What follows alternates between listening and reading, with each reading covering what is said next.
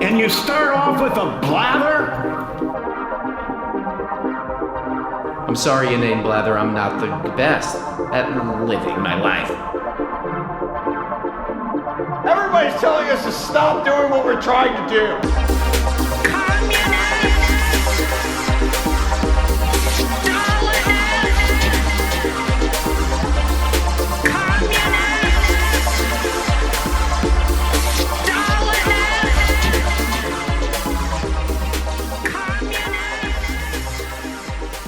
Springtime border, down it down. Tulips and the daffodils. You know. Well, that's the intro to the episode.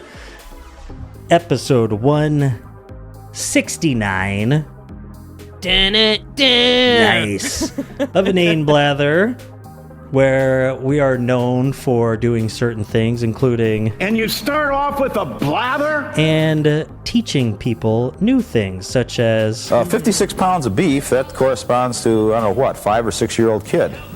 Hey. Shut the hell up, bitch. But, you know, really what we go over is... This country fucking sucks. It just fucking sucks. Hosted by... Okay, Natalie. Very much Natalie. Are you pro-slavery, Natalie? What the fuck are you talking about? And this random... This guy we're looking for is a scum-sucking, motherfucking, ball-biting death machine. That's right. So, before we talk to your smart fridge and tell it you're ugly, maybe you should join the massive wave, the red wave of... headstrong, stubborn, quibbling, self-centered, vindictive, obnoxious, hormonal, sexually preoccupied, evil, thieving, cross-dressing jerks that makes up the Inane Blather audience. Oh, one thing I forgot. I'm going to have to remember now so that then I remember to edit it into the video and post our Inane Blather phone number that you can call and leave a message.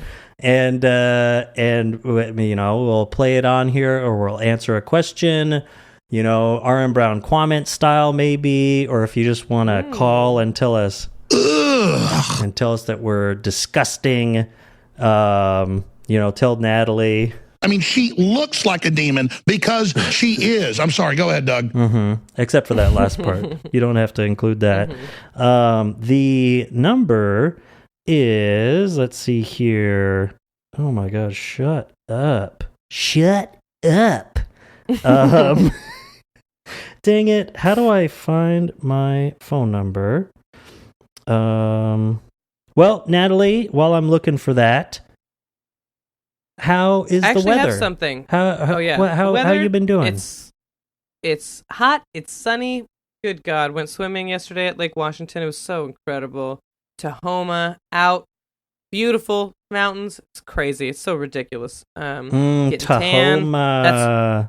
That's great. You know, the World Cup is happening. Yes. Today was the first match in Seattle. And I do have a thing. Is this really? something? Wait, is there? Yeah, it was Egypt and Belgium or something today. But is this something? Is South Africa? in you know how like in Alabama they do roll tide when they like cheer, you know, like for their football team or whatever. Alabama is South. Yeah, Alabama's roll tide. Are you listening? Yeah. Are you paying attention? Yes, I'm multitasking. Yeah. Yeah. Couldn't tell, but roll tide. I'm setting up the Google Voice. Sorry, it's all working. But yeah, roll tide because it's the Alabama Crimson, right? Crimson Tide. Yeah, they roll tide. Is it something that like South Africa when they're playing like about apartheid? You know, is that what they cheer? Like apartheid instead of roll tide? Yeah. Is there something there? See, it's good that I was multitasking because otherwise, I mean, that was telegraphed from a mile away. But yeah. No, I like that. Yeah. Well, and they would use that because it's all these white English-speaking people, just with their dumbass South African accents. No. Yeah, like Adam Friedland. Yeah. Adam Elon Musk Friedland. So it should be. I don't know what it's asking me, but if you want to call Inane Blather, 206-588-6746. It's a good old Seattle phone number. 206-588-6746. I wonder if that spells anything.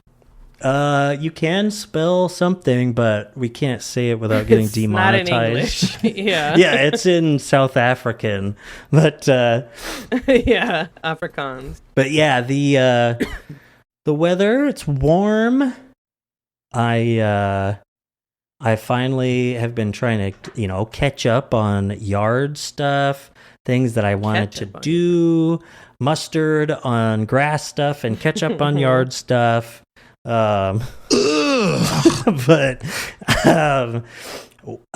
Yesterday, we planted a tree. I have a new tree. So for my birthday day. My birthday? Yeah. It was really hot.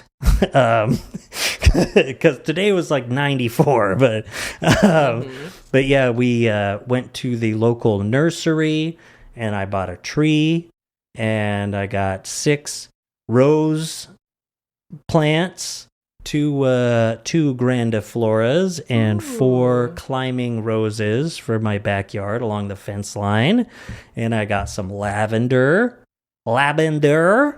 which I kept saying, and no one knew that I was referencing the Redbox special movie. Yeah. Called What's Up, I think. Up in quotes, yeah. Lavender! Yeah. Yeah, that I know about because of this man. We just talked to your smart fridge and it told us you're ugly. But and then stopped by the girlfriend's parents' house, and they gave me some Shasta daisies that I transplanted into my front garden. So hopefully things are going to work okay for these plants. It's so hot as I'm planting them, because I would have done all this like 2 months ago, but But you had to have your penis and balls cut off. Yep. I had to deal with the American healthcare system. Shut the hell up, bitch. But that's pretty much what they say all the time. Yep, they told me. Natalie hates non-binary people. No. Well, today, that was the only time they were right. Today I was going to, I was going to cut a bunch of new drops, because I have some things lined up, but I didn't get to it, so that'll be in the next episode. We're going to be getting fresh, and I mean in a sexual manner with all of our audience. No, we're going to have some. We don't believe in consent. Yeah, and I want you to pass that around. Stale takes. That's what I say. Tail steaks. So that's called lobster. What? So okay. It's summer. Sports are sportsin'. Oh yeah. The sports ball is moving. The sports balls that get punched, or whatever you would say about UFC, that was just happening.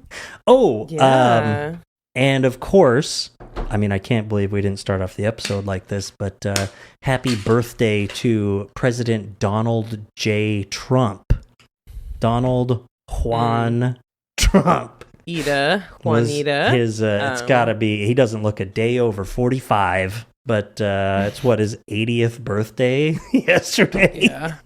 I thought you were going to say, actually, we should have said at the beginning instead of the end, shout out to Danae, who was a Danae today. So, hope you're listening, baby. Oh, yes. But, yeah, shout out to Flag Day. Nice weather.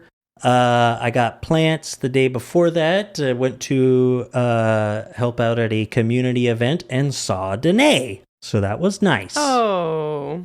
IRL interaction. IRL. I was out there touching grass like a motherfucker.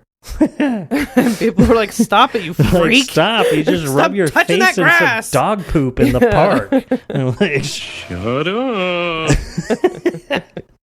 But Yes. of course, for Mr. Trump's birthday, not for, of course, the 250th birthday of our nation, which is next month. But instead, for the pride celebration of Donald Trump's birthday, he wanted some sweaty men grappling each other on the White House lawn.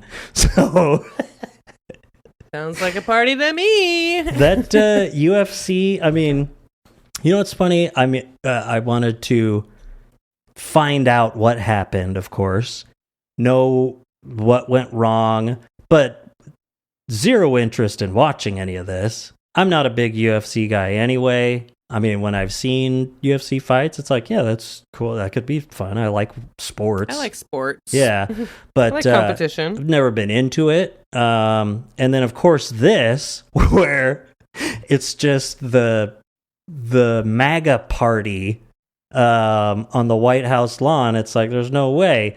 And so I didn't even know how to watch it.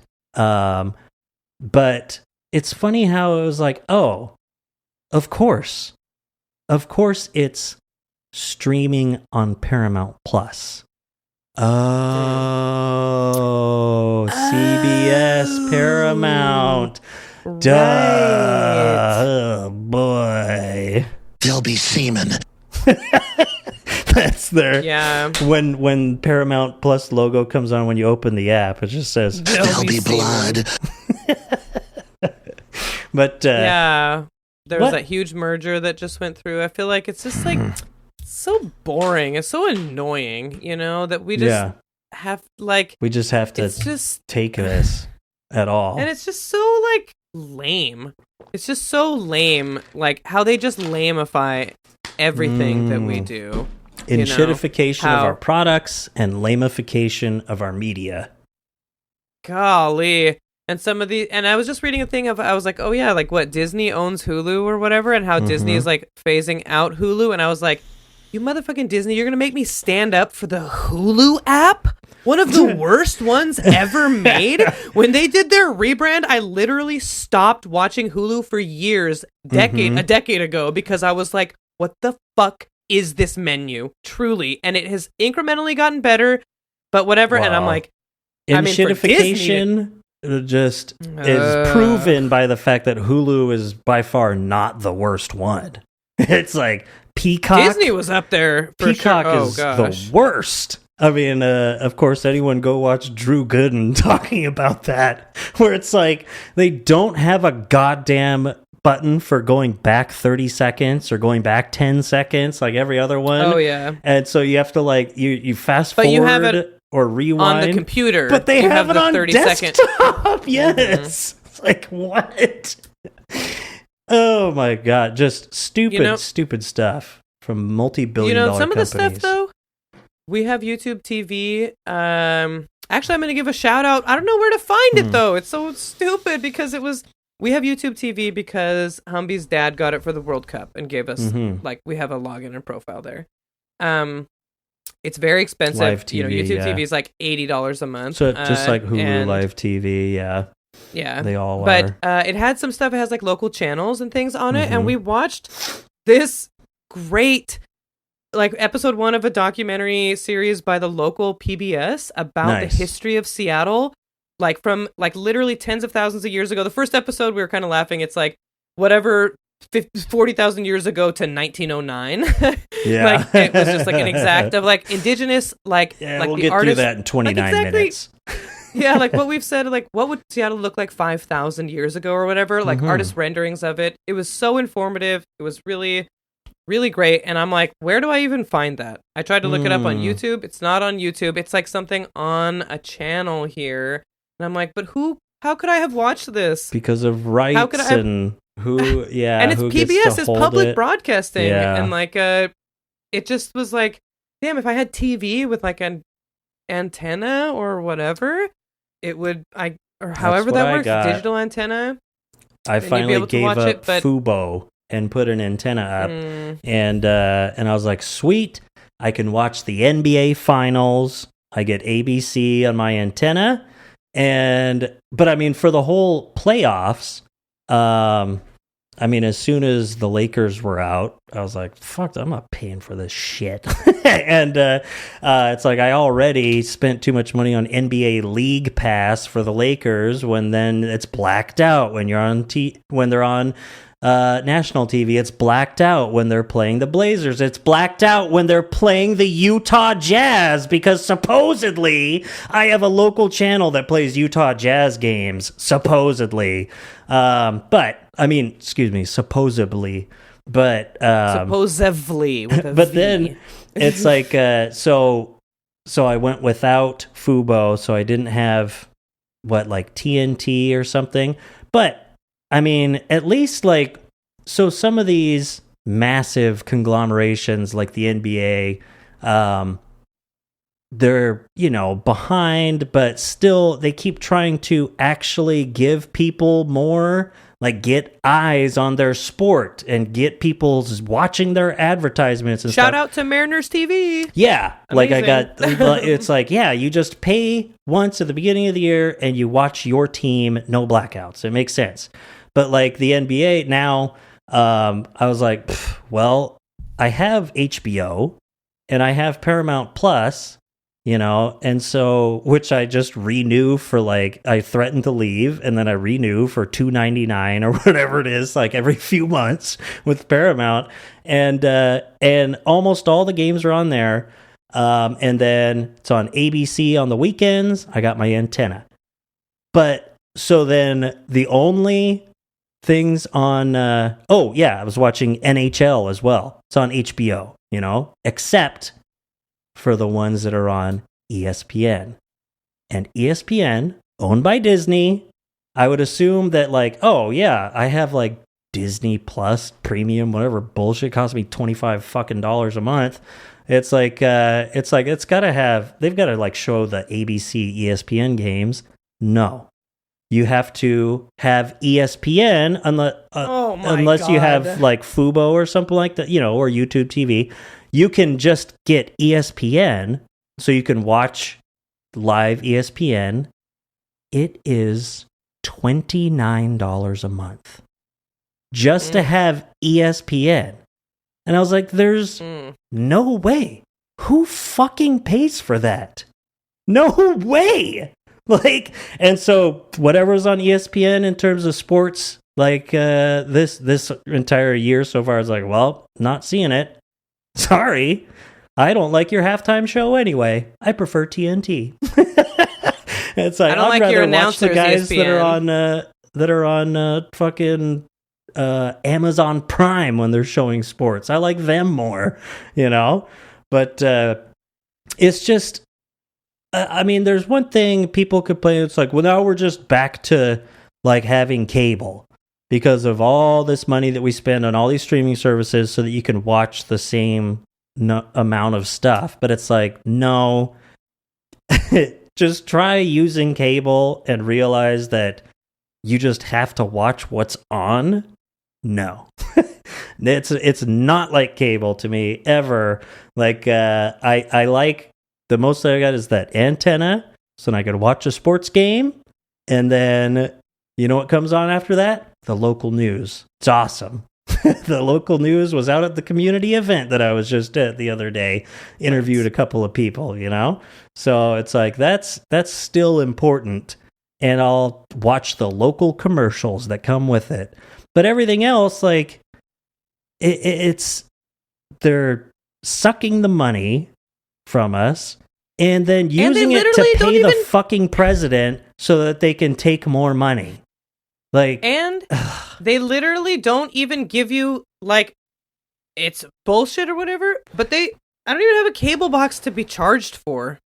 Yeah. It's an app on my TV. Like, there's not even there's not a satellite on my roof, like there's not a cable box, there's not a channel changer that I have to rent from you. Yeah. Like, it's like straight up, there's like the physical overhead. It's like, okay, so what? You guys have to keep your shit up and running. Wow, Yeah, that's like through literally the basic Amazon bare Web Services. minimum. Yeah. And that's such bullshit about like Disney owning ESPN, but you have to pay them every which way to get what you want. All these different ways to pay them. It's and then so they can end up being trillionaires that are just it's just also I think capitalism might be bad. I don't know, I'm just gonna say it. I think I might agree with Ben Shapiro. Yep. And if you like capitalism and you simp for capitalism, you're a fucking bitch. You're a bitch. You're a loser. And you might as well wear diapers because you're a baby. Yeah. Because you're a baby. You're a little baby. So truly. Yeah. Fuck you. Thanks, if Emma. you like capitalism. No. Yeah, I hope you die. Let's start playing the metal I hope you get music. sent back down to the mines. Yeah. And I hope your child, it goes down there when he's 11 and he dies from lung cancer. And you have to sit by his bedside as he gets sicker and sicker. It's like, okay, whoa. Yeah. Just coughing up blood. And you're like, I wish I could go back and change this. Because you like It'll be too capitalism, late. my reaction to that, that's it. So anyway, of course, UFC was on Paramount. And I just hear about all this stuff afterwards. Listening to Kyle Kalinske, I hardly ever watch secular talk, but man, he popped up in my feed talking about the UFC 250. And of course, I'd been hearing all about it leading up to the event because it's truly embarrassing both for the Trump White House, what they've been going through, and for our country. It's all so embarrassing. I have a statistic. 16% of Americans approve of that, and that is 31% of the with Republicans. Truly, they cannot be moved. 31%. Those people just cannot be moved. But yeah, it is deeply. It was CNN or whatever. He's like, more people believe in telepathy than approve of this. Yes, that's right. Yeah, that statistic is like 28% of Americans believe in that telepathy is real, and 16% of Americans think that this is a good idea, having UFC on the White House lawn. But it's like, it's so bad that UFC fighters didn't want part of it. There are ones that got the one guy, gosh, I don't know these guys' names, Strickland, or a former UFC champion who's just like publicly beefing with the Trump administration about this because he's like, there's no way I want to perform for these Epstein pedophiles, and calling out, he's like, once you release the Epstein files, maybe we'll talk. And he showed up to like protest it, and he's like this, like, let's go. The UFC is the MAGA sport. I mean, just in terms of like demographics and political leanings and stuff. Kyle Kalinske was talking about this. He's like, that's why Trump goes to the NBA finals and gets fucking booed during the national anthem. Mostly cheers. Yeah. I heard it was mostly cheers. That's well, what he said. I have ABC he said it was mostly cheers on the antenna, and I was watching that, and I was like, God damn! So like, funny. I expect During him to the get national booed, anthem. but it's like they showed him just saluting like a fucking dork and as soon as he was on the jumbotron, it was crazy. It was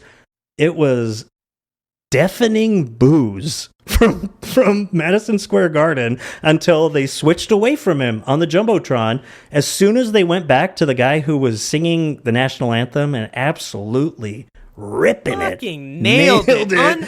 They real just vocal cheered. runs. Watch he was incredible, and they booed as loud as you possibly can during the national anthem of an incredible performance too. Yeah, and it was like, that's how we feel about you, motherfucker.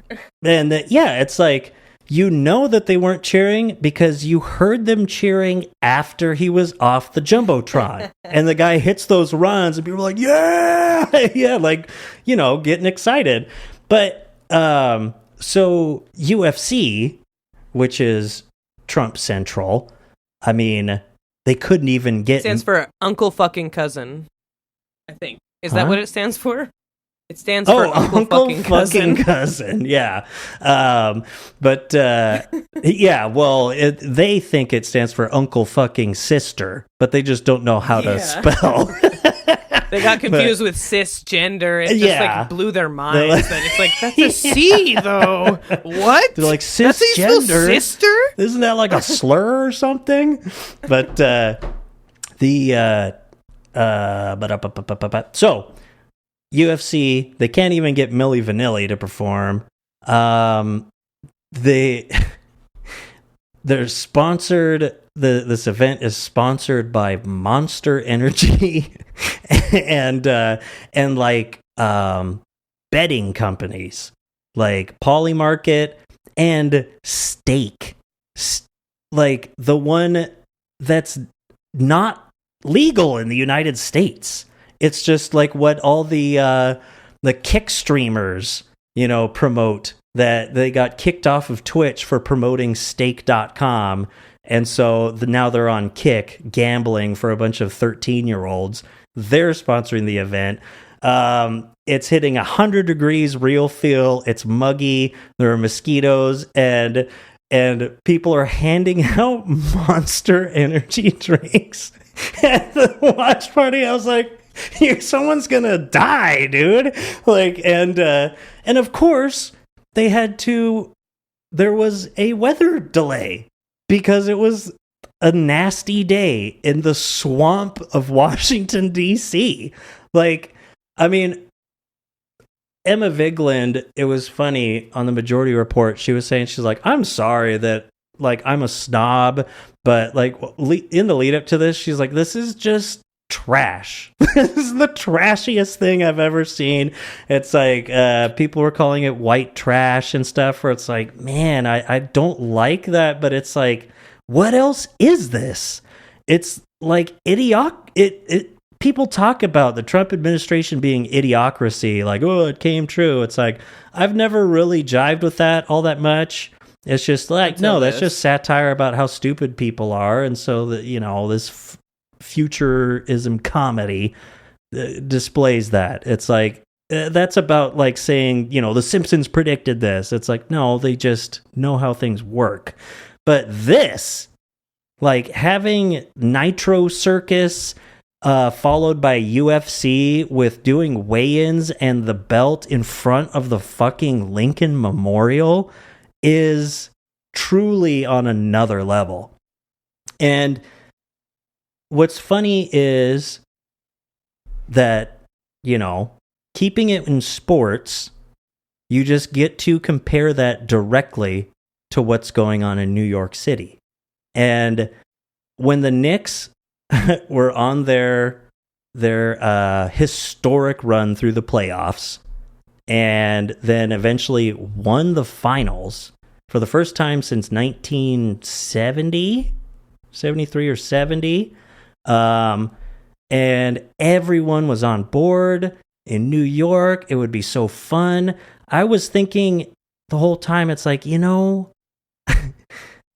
even putting aside policy and all the reasons I like Zoran Mamdani, and how I'd like for him to be my mayor or whatever, like, it's like, oh man, they're so lucky to have got a progressive in office that seems to be doing stuff. It's like the Knicks winning the finals and them having this mayor who everyone is like happy with, like all the working class people are on board, and he's charismatic, and you believe him when he's like excited about the local sports team winning a championship, and they're from the news thing that we were talking about before the show, where he's out there with a jersey under his suit and saying that he stayed up till 3:45 a.m. because everyone's celebrating the Knicks winning. Like, you believe that, and it's like, I mean, he's just so charismatic. It's like, how can you not like this guy? It just says so much about you if you don't like him because you're some rich schmuck, or you're a propagandized right-winger who doesn't believe that better things are possible. And it's or like, you're just a fucking racist. You know? yeah, that too. That's part of that 31% or whatever. He's like, but the thing about him is because he seems really authentic, you know, and like that's what makes him. He's like a relatable, authentic person who's out there. It's like, and you don't have to agree with every person that you come into contact with and that you share, you know, communities with or whatever. But if there's someone who's out there, like, seemingly always, you know, like acting in good faith and will engage like in discussions with you and is at least like kind of sticks to what, you know, their principles, and you can like it or not, they're friendly and they kind of stand by what they say. I mean, yeah, that's why wouldn't you be on board with that? Yeah, all the people that wouldn't like him are fucking racist. Stuffed shirts is what I'd call them, or just you know, people who it's like because craniums. You couldn't have a conversation with this guy. He is very charismatic, but also he's like a regular person too. He can talk to a regular person because he is a regular person. Like he is a person. That's how he's authentic. Like he has values. He has a value system. He has personable. A soul, you know, that comes. Yeah, he's like a person that comes through. It's not just words. It's like real feelings and, you know, real values, things that he stands on, and fun things like the Knicks. I mean, and that's what, it's like, we get it. We get you. We understand. I can trust you because I understand how you can be like this. Yeah, it's almost I get you. Leadership. You know, excuse me, but ever it's like, heard of it? Yeah, exactly. It's not just like, you know, battling between different policies or blah blah blah blah blah blah blah or whatever the fuck Trump does. You know, whatever he thinks he's doing. This is an executive position. It's about leadership. It is not just about representing like a constituency. It's about leading. You know, and you see positive leadership that people can believe in, you know, from a real person, an actual person, you know, case of, I'd have a beer with him. Yeah, I'd be happy if my daughter was dating this guy, you know? Yeah, because it's like, you don't want to have a beer with a guy you don't respect. It's like, you want to have a beer with a guy, it's like, that even if you disagree, you still have, like, respect for him. I feel like it's so much more than just like a personality. Obviously, that's something you don't want to have a beer. Well, I wouldn't want to have a beer with Mitt Romney because he doesn't drink, and he does seem a little bit like because I don't drink. I don't drink. Yeah, exactly. But it's like, but people can just seem, or Hillary Clinton. I'm sure she drinks, and it's like, just what I want to do. Yeah, I want to smoke a blunt with Hillary. Yeah, yeah. It's like someone that is like can actually listen, and that I have respect for, and that will. I mean, like, do more about it than I could, though. It's like, I don't want me. Yeah. Just because I'd have a beer with people that I think are cool, I don't want them to run my city. That's for fucking sure. It's like, because they're idiots sometimes, don't think just that like me. I should run the city, you know? No. I'm not a leader like that.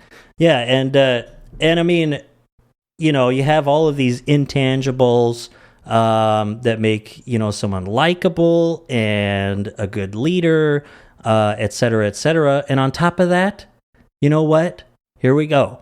New York City Mayor Zoran Mamdani and the NYC Department of Transportation launched an aggressive pothole blitz campaign to repair roadways damaged by severe winter weather. Within his first 100 days in office, crews filled over 100,000 potholes. The highest repair volume seen in a decade. Like, just getting shit done. That's communism. Like, where it's like, this is what the city, you know, you're complaining about paying all these taxes or whatever. Yeah, we're going to fill the potholes. Or they're not, this money isn't just disappearing. These union workers are filling potholes and making the city better. It's like... See, Zoran knows what to do, because what you have to do when you get into office, unlike some shit-eating lib, is you have to get stuff done, because propaganda is no match for a higher standard of living. Yes. You don't get people propagandized to like that, you know? Okay, Natalie. When it's like, but my streets are better, and the bus is faster, and it is cheaper, and I am seeing these. So I don't know why I should be quite so angry. I'm able to like think a lot more clearly. So you raise the standard of living, and people aren't as stupid because they can think straight. Yes. You know? People are still racist and all that kind of stuff. Lessening of your stress level somehow. You know, you live in New York City. Like, New York things City? should be good. You know, it's like when I watched Vertigo a few weeks ago, maybe like a month ago. Whoa! I don't know. Yeah, well, that's what he's like. Starring Jimmy Stewart and gosh, what's her name? But there's several like trailing shots of him, the detective, you know, just following behind the lead actress, and all I could think about the entire time was, look at those streets. That's San Francisco? like these streets are incredible. Like, everything's like painted, you know, there aren't these potholes. It's like stuff got done. You know, I mean, or even if you said it's like, well, that's a new street back then. You know, this is 1955 or whenever the movie came out. It's like, wow, even more so. It's a new street. They made a street. Like, they had like infrastructure and projects and shit could get done. I constantly think about the fact that the fucking Hoover Dam was built in 4 years. 2 years before its scheduled finish and under budget.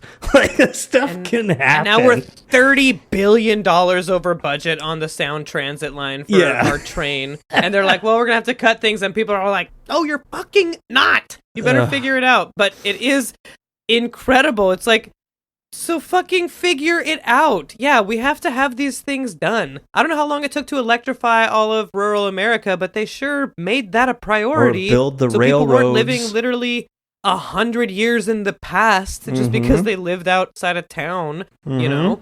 Like, yeah, before Truly. electrification, like, you're not in the city, you're living the life of a peasant farmer in Russia.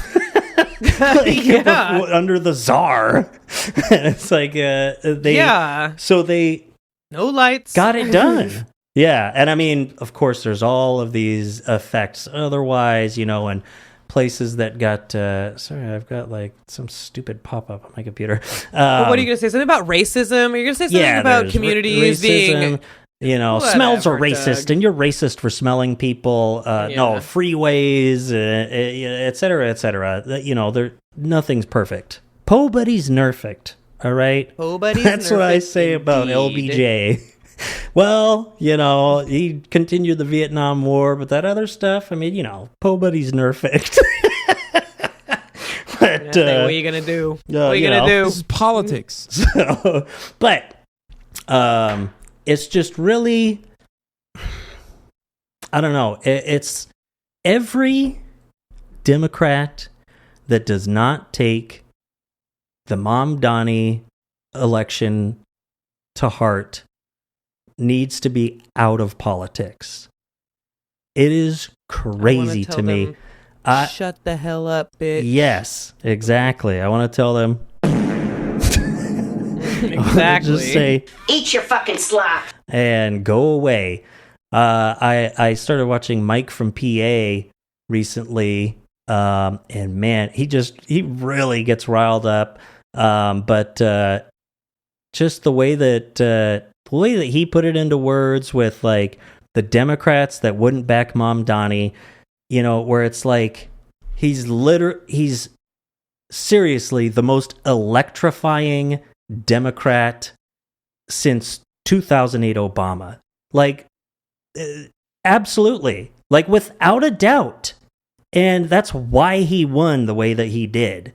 Despite, like, I mean, it's like, you know, the Hillary campaign of 2008 turning, you know, so many people turning on Obama. That's just like Cuomo in the New York race and stuff, like, you know, trying to get these votes leached off, all these Hillary people that went to McCain and stuff like that. But this was even more, well, I don't know. It was just really parallels the 2008 Obama campaign. The progressive that was just met with racist backlash constantly. Like, and not only just talking about Obama being a Muslim, Zoran Mamdani is Muslim. It's like he really lived it out and he made it work, and just it just makes it so obvious that these people are sick, but that it makes it so obvious when some of these Democrats are purely poisoned by the money, like by, you know, pharmaceutical companies, whatever it may be, or AIPAC especially, you know, and the Israel lobby. People like Kirsten Gillibrand, someone who ran for fucking president in 2020, and everyone's arguing about how much more progressive they're going to be than the other one, saying that Mamdani was calling for global jihad, and then not apologizing for it, and never endorsing him, just like Chuck Schumer never endorsed him. Like, it's not just embarrassing, because it's like, do you guys just not know how to do politics? You know, you've been in the Senate for how long? You don't know how to do politics right? Because this guy is a winner. He's gonna win. You got to get behind this. Or it's like they're just that cynically corrupted by their fucking lobbies that it doesn't matter to them, because they don't care about winning. They don't do politics. They do business. Yes. They're really good at business, and that's what they do. And you know what? That Chuck PBS... Schumer's Jewish. Where are you going with this? No. I'm saying he's a dirty hook... No, I'm just kidding. No, I would never. Whoop, but I'm cutting that out. In that PBS thing where it was talking about just how things have built, like how things happened, you know, how Seattle was built was around like companies, you know, like there had to be like the timber industry had to somehow, and the shipping and like gold. But the shipping, it's like the East India Trading Company and its role in like colonization or those kinds of things, where it's like, it was a partnership between whatever the governing body is, whether that's a monarchy or a democracy, and private businesses, you know? Yeah. Just building up these cities. It's just our monarchy. It's an oligarchy, I think, is what we call it in Russia. But, oligarchy. or whatever. Yeah. Arrivederci. Oligarchy. Arrivederci. But that's what, maybe a little shout out to the South Seattle Emerald. Would really recommend folks read this column that was written by the founder of this news outlet in Seattle, South Seattle Emerald. You sent something, yeah. It's great. It talks about we need to decenter our minds, actually, but really, like our cities and like the attitudes that we have towards corporations and our relationship with them really needs to change. It's something we've talked about here, where it's like, God damn it, like, you don't want to be part of the community, then you should leave Microsoft. Yeah. But he puts it way better. He's like saying about how important it is to invest in your local Read that screenshot that you sent. Do you have it? Yeah, so I have it right here. The title is When Corporations Leave, Seattle Communities Pay the Price. It's time to invest locally. Marcus Harrison Green. This is from the South Seattle Emerald. It's free. You guys should check it out. They do some really good journalism, especially in the south side of Seattle, Detroit? which is historically South Seattle. Okay. Yeah, South Seattle, which is historically a black part of Seattle. So, imagine in a a very white city. Very white city. Yeah. Imagine a relationship built on a permanent threat of departure. One person is always negotiating. The other is always conceding. Every disagreement carries the same implication. Keep me happy or I'll leave. Most people would not call that a healthy relationship. They would call it coercion. Exactly. Yet this is often how American cities are taught to think about large corporations. We are told that prosperity depends on keeping them satisfied, that public resources must be marshaled to meet corporate demands, and that any scrutiny of labor practices, tax avoidance, or political influence risks driving them away. Even then, they often leave anyway. In 2013, right? Washington and they State, still leave. Yes. Washington State handed Boeing what amounted to one of the largest corporate tax packages in American history. The terms were familiar. Give us what we want, or we take the jobs with us. The state complied. The incentives were delivered, and the departures came anyway. Boeing moved its corporate headquarters, and the jobs vanished. To the what, public Kansas coffers, City which or might have whatever. funded schools, transit, and housing, were instead handed over to shareholders who owed this state nothing and proved it. The takeaway from that episode was not that we failed a business. It was that we trusted a relationship that was never meant to be reciprocal. Yes. And it goes on from there. And it talks about a few local businesses and where they're saying, when the owners of this business are there washing their dishes in the restaurant they own and all of that, their wealth does not vanish into a shareholder portfolio held in a city they've never seen. It circulates through the neighborhood. It pays rent in the same zip code. It sends children to the same schools. And the property taxes go to those schools where their kids are going to school. And it's like, just simply put and stuff, like just the outline of what that means is common sense to people. Where it's like, you get they have that analogy of like the relationship, which totally makes sense. And it's like, these corporations leave. So what? We have local businesses fill the place, fill their spot, so that people are getting their jobs at a local business and keeping the money in the communities. It's like these corporations will leave, and what you think is just going to create this writhing mass of unemployed people and anarchy in the streets or something? It's like, no, we live under capitalism. Do you not believe in the free market here? In this instance, you don't believe in the free market? Because that's what we're working with.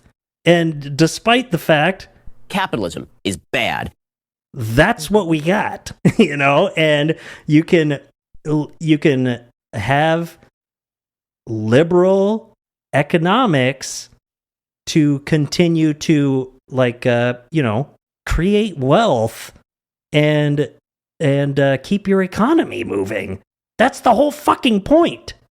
It's like, what the fuck? And like we're saying, it's like, well, then just go and ruin some other city with your housing price and all this kind of stuff. It's and he says in this, he's like, this isn't like to just like hate on large corporations. It's like, I would say it's cool when you have innovative things like Boeing or what Microsoft and some of these tech companies have done, or some of these things. It's like, it's not about that. It's about investing in your community. All those tax incentives, all that money that was spent to beg them to stay here, for them to ruin our housing market, drive up the cost of living, and then leave us laying off thousands of workers as they pass their yacht through our sound, dwarfing the size of our public fucking ferries. Yeah. It's like, Zuckerberg. We can spend that money in our own communities because, he puts the line in here. This is not a transaction to those businesses, these small businesses. This is their home.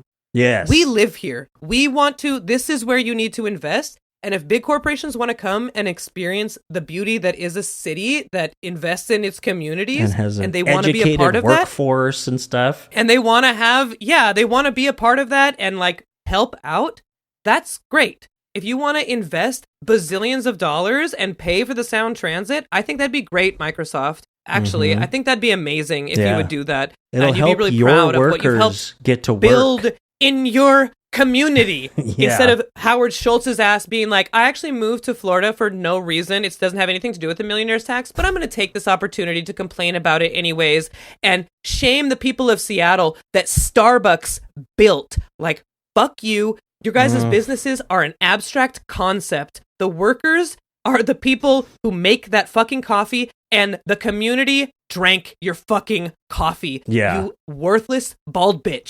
Shut the fuck Seattle's up. the reason you're a multinational corporation. Seattle was here a long time before, you're not the only company. I forget that Starbucks was even here, motherfucker. It's this is Amazon City now, by the way. Yeah, exactly. Yeah. And it's and so, be a part of it. Be a part of the community. Pay for the baseball stuff. Pay for the roads. Have streets and all this kind of stuff. It's like, wouldn't that be great if you could still be a billionaire and like have all of this, your community absolutely thriving around you. You don't have to be like, ew, homeless people, keep them out of here. I don't want to see them. There just like wouldn't be, because you're a cynical rich person or whatever, there just wouldn't be homeless people if you would just pay your stupid fucking taxes, you selfish little bitch. And didn't ruin the housing market. Yeah, big time. And didn't bring all these people from California, instead of just hiring locally when you brought your business, here to Seattle, hiring and like really lifting up the local community that you're coming here for. You just bring all these people from California with way more money to buy their houses in cash, to drive up the market. And all that effects go across the entire state of Washington, including, especially over COVID, where people could just work from home. And Chelan, suddenly home prices doubled, because people were able to just work from home, buy that place. Well, here, $600,000. I don't care about a bidding war. I can buy it, And so then it's like just, and then have the audacity to complain and get your little workers, like little middle class, working class people out here saying, we can't have a millionaire's tax, which only taxes the money you make after $1 million. All of your $1 million income stays the exact fucking same, and you have like a point something percent tax on the money you make after $1 million in income. And you guys are going to bitch and moan about that and then be like, oh gosh, they're just all these shitty communists shitting all over all these shitty leftists. And it's like, this is literally the most business friendly state in America, besides maybe like wherever those shell places are in like Florida. Delaware, Connecticut, Florida or whatever. and Delaware or something. Yeah, exactly. It's so, but to bring it back to this article again, shout out to Marcus Harrison Green. That is, where our money should be going is to our community. These are the people that will be there for you. They're the people building your communities. They're literally building buildings and staffing them. Yeah. And, some of these places with their hands. Not staying open during COVID. This one here in my neighborhood, not staying open during COVID, but still paying their employees anyways, because it's the right thing to do, and because they give a shit. Yeah, how many of these fucking businesses talk about we're a family? Our corporate culture, we're like a family. We stand up for each other. Blah, blah, blah, blah. Yeah, right. Yeah. I wouldn't want to be in your fucking family if I can't even stay on the couch when I'm disabled and my house burns down or some shit. It's like, it's funny. Second shout out to Drew Gooden in this episode, but I think it was one of his videos. Yeah, and he was talking about the change in corporate culture that happened during Reagan. But Jack Welch. Jack Welch, GE, and how capitalism was working for most people prior to neoliberalism, and and just that, the big so-called job creating company was a part of like the community because they had to be. It's like people want to get that job at GE because it's like, man, I could work for 40 years there and retire, and I'll have my house and 2.5 kids and a pension and a car, because... And I'll get a watch. Yeah, because I'm a worker and I'm not starting a business. I'm not a capitalist, and I could make it in America by being a worker, and that's all changed. Like you're literally just a tool for the corporation that can be cut, for efficiency at any point, and your retirement and your healthcare and everything is privatized anyway. You can lose everything, all so that those CEOs can make more money. Not even getting into, maybe we'll talk about it some other time, but Elon Musk is a fucking trillionaire. And all, through no worker producing anything. Doings. Yes. The He's not a worker, ever. That had a $4.9 billion net loss in the previous year is now worth $1 trillion. It's just It's almost like money's not real. It's voodoo. Yeah, it's economic voodoo. And mental illness is when you're right wing. Yeah, but voodoo that you do. But on that note, actually, we're going to take the next few minutes to talk about good things. Okay. Not things like Elon Musk. Yes. Because that's not a good thing. No. Fucking die, let's hope. But good things that capitalism, allows us to be, the innovation and all that has allowed us to connect and have Elon. YouTube and film and, oh my gosh, actually, so that is just going to segue. We're going to do a little content corner, and I'm going to start because I watched this movie. I love Boosters, or I Heart Boosters, or whatever it's the called. Media Minute. Yeah, and there is a character in it played by Demi Moore who's like a disruptor in the fashion industry. She's in that? Oh man, it's so funny. She nails it. How fucking annoying! It's like insufferable. Just like she's very high powered, and she's like this fashion designer. And every time she says these fucking people, like how she says fuck and shit and bitch, it's so cringe and just like. I would say it was watch it this summer if you can around, it's like maybe kind of a limited thing. I don't really know, but Boots Riley, the director, is very anti-capitalist. It has a very strong, it's like not underlying message. It is very strong. Workers unite message. He also is really into fashion, so it's highly stylized. The colors in it, that'll be interesting if you see it, Doug. Like how incredibly bold the colors are. I like that. Like, if you just want a different, I'll just say it's like these stores where it's like every single thing in the store is yellow. And if you want a different color, you just go to a different store. That's so innovative, So I guess, yeah. So I just looked at, I Love Boosters is an absurdist crime comedy film. That sounds right up my alley. About a group of female shoplifters who steal luxury clothes to resell. Targeting a fashion mogul who stole one of their designs. That's neat. Okay. So it's just like, it's very fun. It is absurd. It's just so over the top. Like I just like his whole thing, but I felt good after watching it. It was like a fun thing to talk about as well. And just like some of the music is really fun and kind of like bompe, bompe, bompe, bompe, like circusy and like the heists and stuff. No, it's a Looney Tunes Palmer factory. Stars in it. Yeah, and she's so beautiful in it. Oh my gosh, she's like so stunning in it. Like these close-ups of these beautiful black women, especially. Good gracious, it just is like you can tell he really likes fashion. And this was she's stunning, and I'm just like I can't stop looking at her. But really, really, just a fun movie that it's like whether it's like good or not. It's extremely subjective. On that one, it's like everything is subjective. No. But this is like that's objective. Really, film criticism. If you're really going for something too, then you're really up for criticism. It's like, you're not just like did you get going it? for mediocrity. Did you do it or not? Yeah. Did you accomplish what you were trying to go for? Yeah, that's true. Sure. And you it's think like, that he did it, huh? I think shout out to Boots Riley because I like his stuff. I saw Sorry to Bother You with Lakeith Stanfield, and that really took a turn that was like, whoa, that's very cool.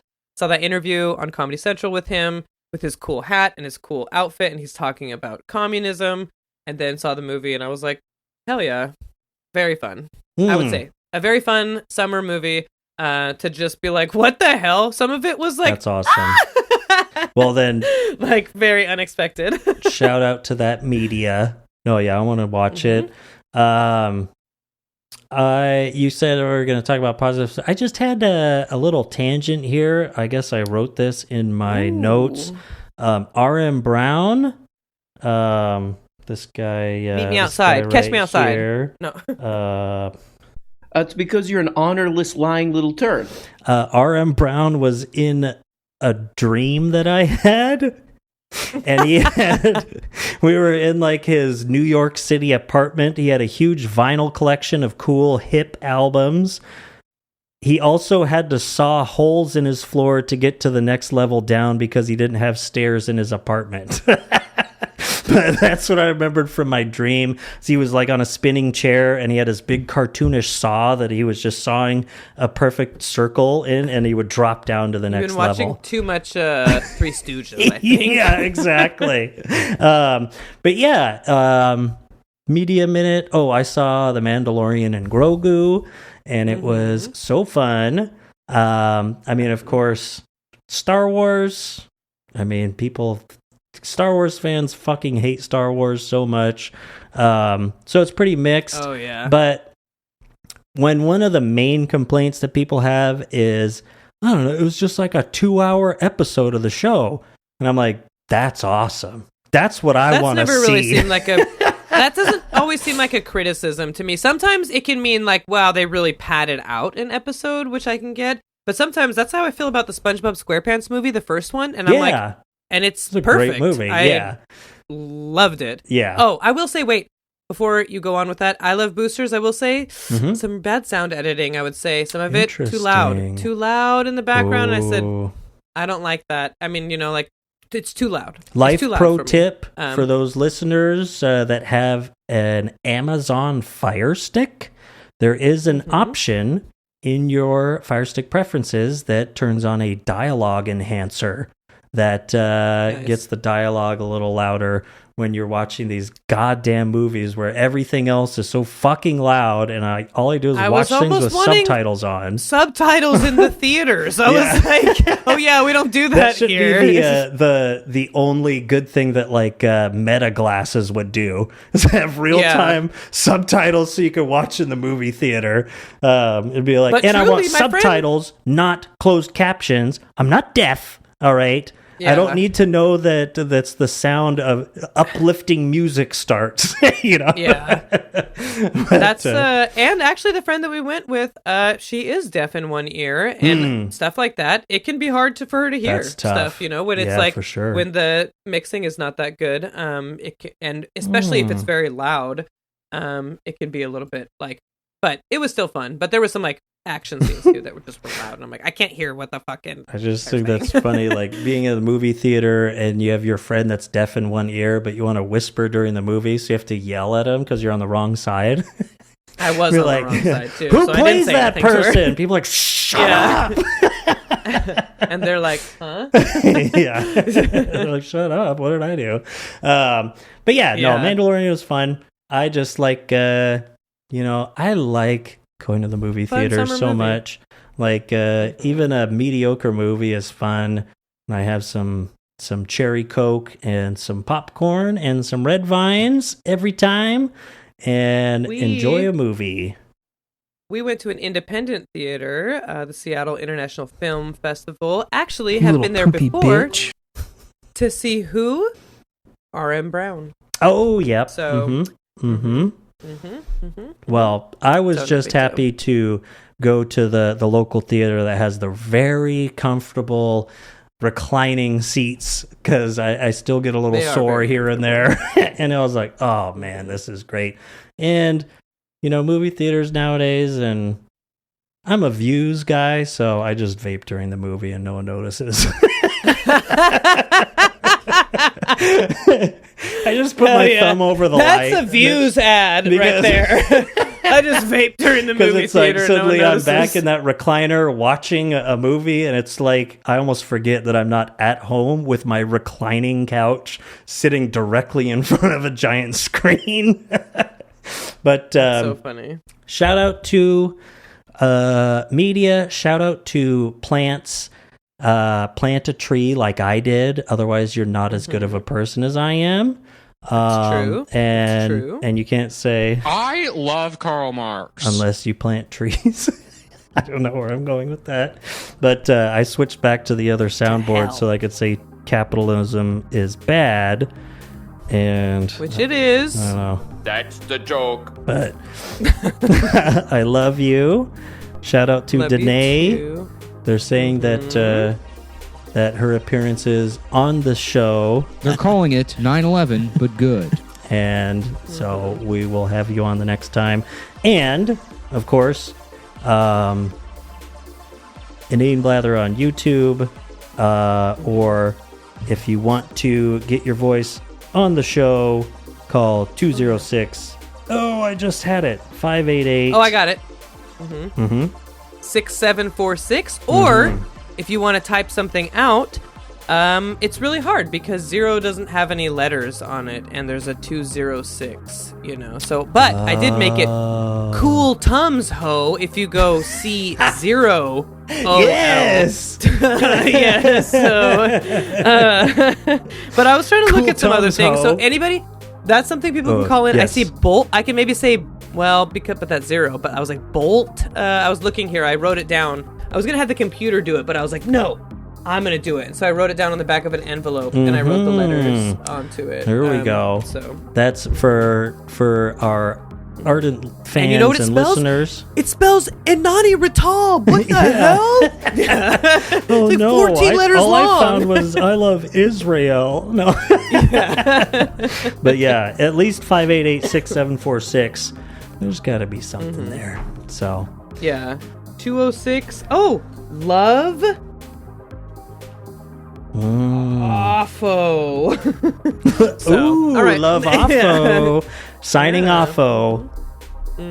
I love you. Offo, or I'm not sure. So we'll work with it. It's in progress. Okay. Bitches leave. Love you. Bye. Okay, love you.